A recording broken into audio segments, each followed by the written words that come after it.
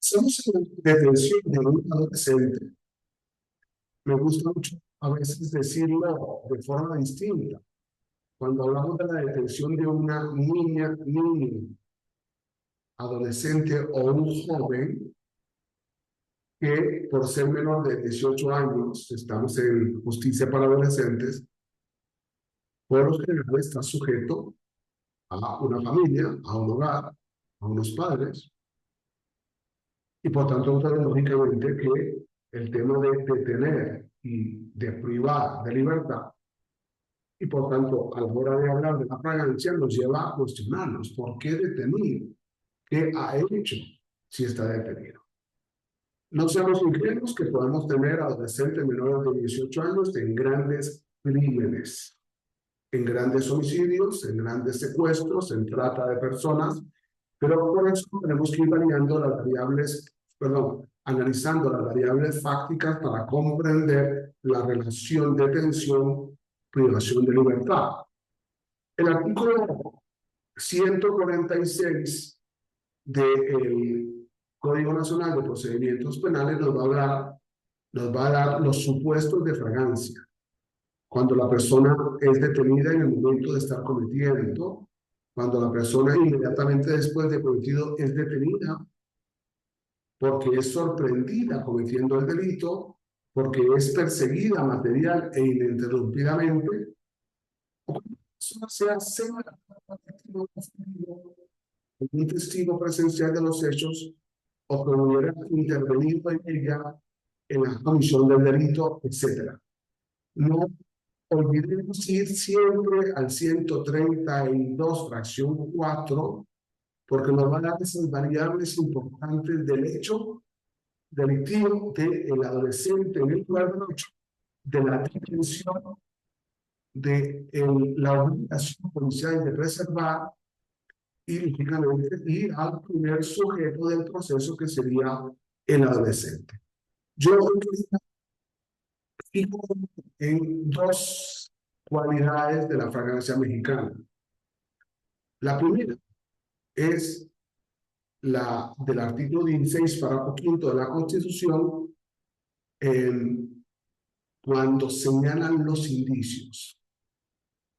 Cuando señalan los indicios.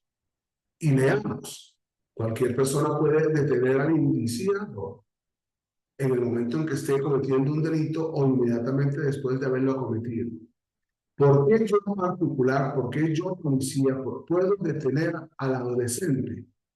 Porque los indicios lo señalan como. ¿En qué momento habría que pensar? El indicio señala la flagrancia. Pensemos en una persona que grita auxilio y en ese momento el chico corre con un cuchillo, con un arma, con el bolso de la ofendida. Tenemos que ir viendo esos supuestos importantes. Y el segundo supuesto fundamental, en cierto sentido inventado por el legislador, es el señalamiento de las personas, que a mí en lo particular me preocupa bastante. Cualquier persona puede detener al indiciado en el momento en que esté cometiendo un delito o inmediatamente después de haberlo cometido, poniéndolo sin demora a disposición de la autoridad más cercana.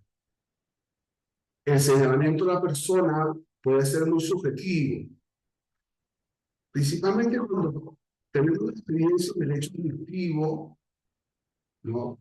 El grito, el auxilio, el socorro, el cuerpo que cae, el tiro que se escucha, el disparo.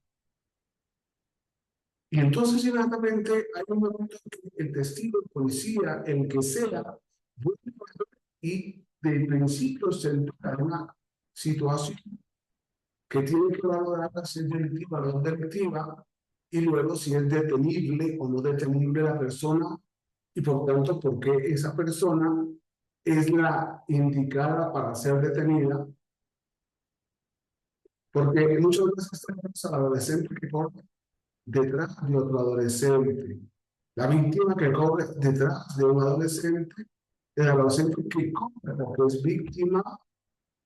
Son variables en las que tenemos que considerar, lógicamente, esto lo tiene que preguntar el juez.